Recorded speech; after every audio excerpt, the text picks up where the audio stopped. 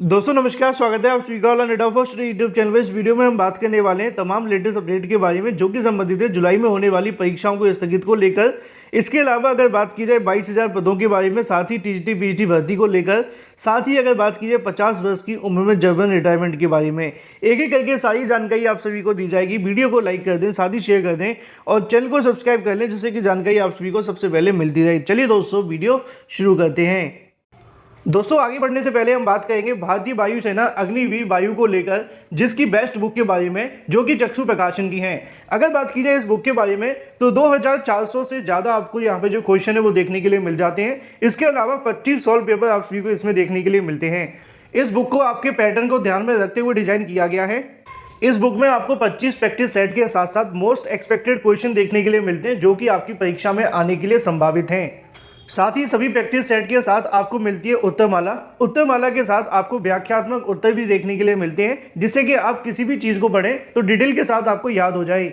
इसके अलावा अग्निवीर वायु के लिए चक्षु प्रकाशन का कंप्लीट सेट भी आता है, जिसके साथ अगर आप अपनी प्रिपरेशन करते हैं तो आपकी जो प्रिपरेशन है वो और भी मजबूत होगी। अगर आप इनको परचेज करना चाहते हैं तो लिंक आपको वीडियो की डिस्क्रिप्शन में दिया है। अमेजोन या फ्लिपकार्ट से आप ले सकते हैं। इसके अलावा अपने नज़दीकी स्टोर से जाकर भी इसको प्राप्त कर सकते हैं।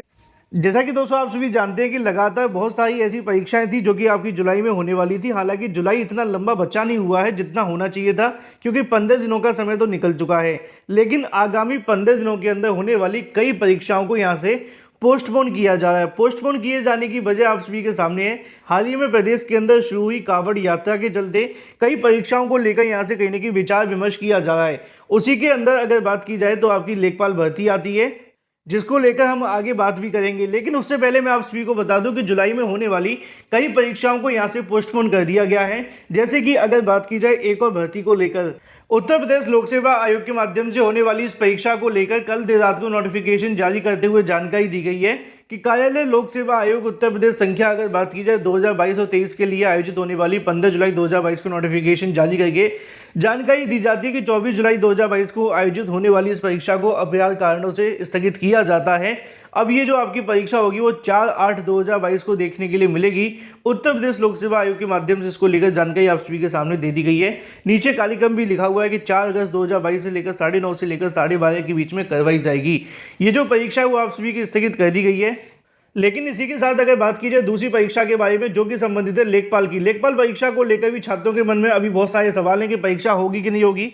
बहुत सारे छात्रों को ऐसा लगता है कि ऐसा कुछ भी नहीं है, परीक्षा स्थगित नहीं होने वाली है। तो सवाल ये है कि परीक्षा तो स्थगित हो चुकी है और नई तारीखों को लेकर भी विचार किया जा रहा है। जैसे कि यूपीपीएससी के माध्यम से 24 तारीख की परीक्षा को स्थगित करके सिर्फ 10 दिन के भीतर करवा लिया गया।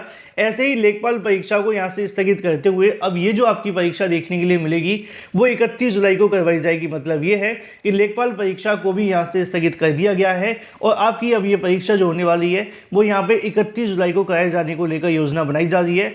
अगर बात की जाए आधिकारिक नोटिफिकेशन के बारे में तो वो आज देर शाम तक जारी कर दिया जाएगा अगर सब कुछ ठीक रहता है तो, क्योंकि यहाँ से बोर्ड के माध्यम से बताया गया था कि वो तारीखों को लेकर पहले विचार कर रहे थे। पहले 7 तारीख का निर्धारण किया गया था लेकिन वो ठीक नहीं बैठी, जिसके चलते उन्होंने फिर से विचार किया और फिर 31 जुलाई को आपकी परीक्षा कराए जाने को लेकर यहाँ से जो अनुमति और सहमति बन चुकी है। अगर सब कुछ ठीक रहा तो देर शाम को नोटिफिकेशन आ जाएगा लेखपाल भर्ती परीक्षा के बारे में। लेकिन वही दूसरी तरफ बात की जाए टीजीटी पीजीटी भर्ती को लेकर देर रात को जारी एक नोटिफिकेशन के बारे में।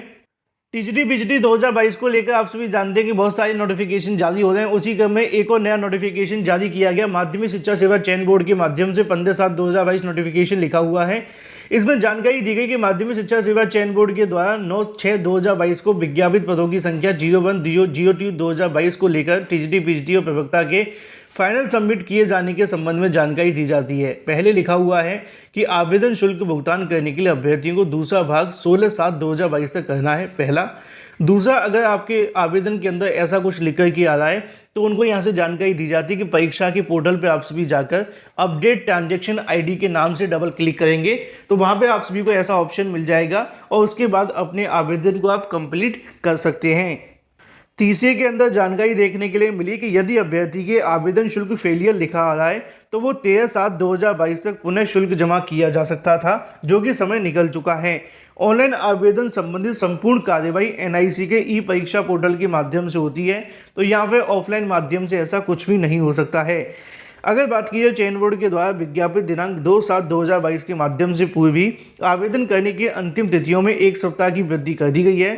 अभ्यर्थी सफलतापूर्वक आवेदन का पर्याप्त समय दिया जा चुका है और भी बहुत सारी जानकारी। इस नोटिफिकेशन का मतलब क्या है, वो चयन बोर्ड ये कहना चाहता है कि हमारी तरफ से जो आपके आवेदन लिए गए तो उसमें कोई समस्या नहीं आई, पहला। ना ही इसमें इस प्रकार की कोई दिक्कत देखने के लिए मिली कि पोर्टल काम नहीं कर रहा था, या फिर अगर पोर्टल में कोई समस्या होती तो हम आगे बढ़ा देते, और भी तमाम अलग अलग प्रकार की जानकारी। बावजूद इसके भी उन्होंने 1 सप्ताह तारीख बढ़ा दी थी। अब दोबारा से तारीख बढ़ाया जाना उचित नहीं है, ऐसा कहना है चयन बोर्ड का। मतलब ये है कि अब इसकी जो तारीखें हैं वो नहीं बढ़ेंगी और चयन बोर्ड ने इसको लेकर विस्तृत नोटिफिकेशन कल जारी कर दिया है।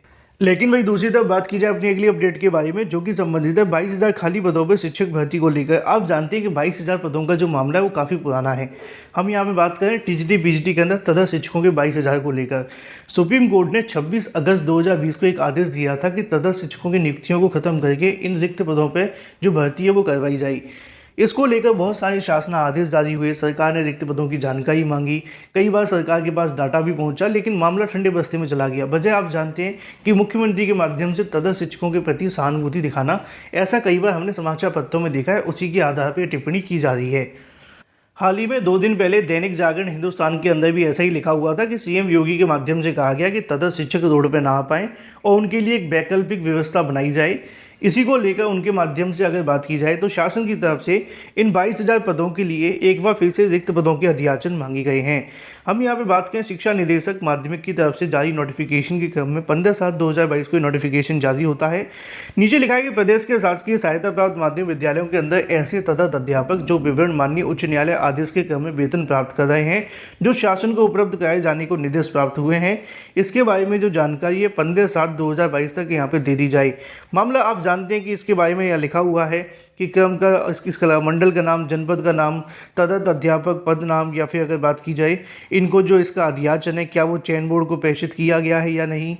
मैं आपको सीधा करके दिखाता हूँ। यहाँ पे आप सभी को देखने के लिए मिलेगा प्रदेश के शासकीय सहायता विद्यालयों के अंदर अगर बात की जाए तदर्थ शिक्षकों के बारे में जानकारी मांगी जाती है। जानकारी है मंडल का नाम, जनपद का नाम, तदर्थ का नाम, इसके अलावा जो ये कार्य करें क्या उसका अध्याचन चयन बोर्ड के पास भेजा गया है, प्रेषित अध्याचन के बारे में पैनल आवंटन हुआ है या नहीं हुआ है, या फिर अगर बात की जाए प्रेषित अध्याचन के प्रति चयन बोर्ड से चयनित अभ्यर्थी को कार्यभार ग्रहण करवाया गया या फिर नहीं, या फिर और भी तमाम ऐसे सवाल और जवाब। असल में तदर्थ शिक्षकों का मामला काफ़ी ज़्यादा गंभीर है।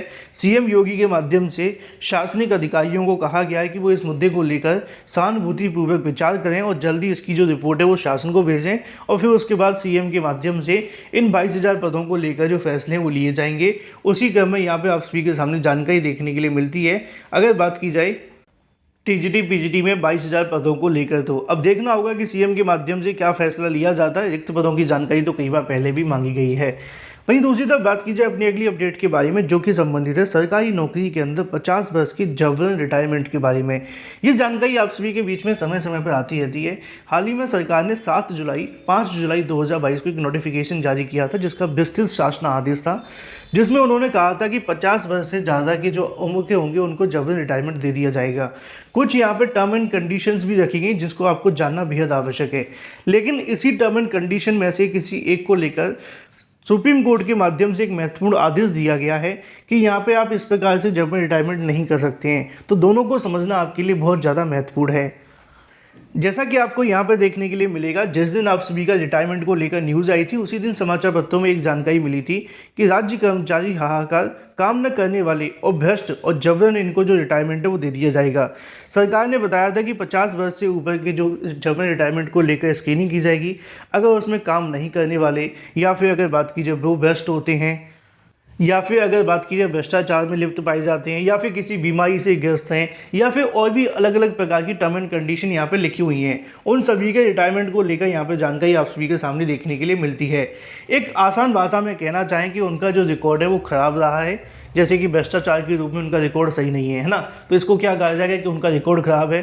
तो इस प्रकार के मामलों को लेकर सरकार का शासन आदेश है कि उनको जबरन रिटायरमेंट कर दिया जाए, जिससे कि सरकार को यहाँ पे भ्रष्टाचार मुक्त अधिकारी मिले। इसके साथ ही सरकार का जो मोटिव है कि कोई बीमारी से ग्रस्त ना हो, जिससे कि और भी समस्याओं का सामना करना पड़े, उनको जबरन रिटायरमेंट दे दिया जाए। ऐसा सरकार का प्लान था जो कि आपके सामने लिखा है। इसी को लेकर एक मामला कहीं ना कहीं दूसरे राज्य का कोर्ट में गया और कोर्ट में जाकर यहाँ पर सवाल जवाब देखने के लिए मिलते हैं। अगर बात की जाए, सुप्रीम कोर्ट ने एक फैसले की व्यवस्था को दी, सेवा रिकॉर्ड खराब होने के आधार पर किसी कर्मचारी को सेवा मुक्त नहीं किया जा सकता है। सुप्रीम कोर्ट ने यह व्यवस्था अगर बात की जाए यहाँ से कर्मचारी पर दी है जिसे सेवा रिकॉर्ड में 4 रेड एंट्री होने पर कमांडिंग अफसर ने बल से डिस्चार्ज कर दिया था और रेड एंट्री में बिना अवकाश अनुमति पर रहना, बल में गैर अनुशासनात्मक काम करना, जैसे कि मैंने आपको बताया कि शासन के कार्यों शासन आदेशों को न मानना या फिर आपकी अनुशासनहीनता पाई जाती है, जिसको लेकर जबरन रिटायरमेंट के अंदर भी ये कंडीशन आती है। उसी को लेकर यहाँ पे लिखा हुआ है कि जो मामला है वो शामिल था। इस आदेश को लेकर अगर बात की जाए, अमरेंद्र कुमार पांडे की अपील पर दिया गया, उसने गुवाहाटी हाईकोर्ट के फैसले को लेकर इस याचिका को सुप्रीम कोर्ट में दाखिल किया। तो सुप्रीम कोर्ट के माध्यम से कहा गया, इन शॉर्ट की खराब रिकॉर्ड के आधार पर किसी को सेवानिवृत्त नहीं किया जा सकता है या फिर सेवा मुक्त नहीं किया जा सकता है। बाकी सरकार के माध्यम से बनाई गई 50 वर्ष की पॉलिसी को लेकर आपके क्या विचार हैं, कमेंट करके बताएं, क्योंकि सरकार ने कई बार इस प्रकार की पॉलिसी लाई है और धीरे धीरे करके जब मामले न्यायालय में जाएंगे और सुप्रीम कोर्ट के अगर आदेश आएंगे तो बहुत ज़्यादा महत्वपूर्ण साबित होंगे पूरे देश के लिए। वहीं दूसरी तरफ बात की जाए अपनी अगली अपडेट के बारे में, जो कि संबंधित है टीईटी 2022 के नोटिफिकेशन, साथ ही अग्निवीर को लेकर। अग्निवीर को लेकर कई अलग अलग भर्तियों के नोटिफिकेशन जारी हो रहे हैं। अग्निवीर नेवी के अंदर अगर बात की जाए तो 200 पदों पर भर्ती का जो विज्ञापन है वो जारी हुआ है, जिसमें 10वीं पास अभ्यर्थी आवेदन कर सकते हैं। भारतीय नौसेना में अग्निपथ योजना के तहत अगर बात की जाए, एमआर के पदों के लिए नोटिफिकेशन जारी कर दिया गया है, जिसमें 200 पदों के लिए विज्ञापन जारी हुआ है। शैक्षिक योग्यता 10वीं पास। अगर बात की जाए आयु सीमा के बारे में, 1999 से लेकर 2005 के अभ्यर्थी आवेदन कर सकते हैं। आवश्यक जानकारी यहाँ पर लिखी कि उनकी जो लंबाई 157 होनी चाहिए। इसके अलावा चयन प्रक्रिया जो आपकी होगी वो आपको जो अग्निवीर के माध्यम से देखने के लिए मिलेगी। ज़्यादा जानकारी के लिए ऑफिशियल वेबसाइट पर विजिट करें। वहीं दूसरी तरफ बात की जाए केंद्रीय शिक्षक पात्रता परीक्षा को लेकर, अगर बात की जाए सीटेट 2022 के बारे में नोटिफिकेशन कल की तारीख में जारी कर दिया गया है। सीबीएसई ने केंद्रीय शिक्षक पात्रता परीक्षा को लेकर अगर बात की, दिसंबर 2022 में परीक्षा कंप्यूटर आधारित देखने के लिए मिलेगी। सीटीईटी दिसंबर 2022 को लेकर विस्तृत नोटिफिकेशन जल्दी CTET.nic.in पर जारी कर दिया जाएगा। इसका आयोजन 20 भाषाओं में देखने के लिए मिलेगा। सीटेट की परीक्षा पैटर्न के अंदर अगर बात की, भाषा, सिलेबस, पात्रता शर्तें, परीक्षा शहर, अहम तिथियां, डिटेल की जो जानकारी है वो दी जाएगी। नोटिस अभ्यर्थियों को सलाह दी जाती है कि ऑफिशियल वेबसाइट के माध्यम से आवेदन करें। आवेदन शुल्क को लेकर बहुत सारी जानकारी यहाँ पर लिखी हुई है। इन शॉर्ट अगर कहा जाए तो सीटेट 2022 का नोटिफिकेशन एक बार फिर से जारी होने वाला है। जो भी अभ्यर्थी अभी तक टीईटी क्वालिफाई नहीं कर पाए उनके पास एक अच्छा मौका है, और जो कर चुके हैं उनके लिए समस्या है। वीडियो को लाइक कर दें, साथ ही शेयर कर दें और चैनल को सब्सक्राइब कर लें।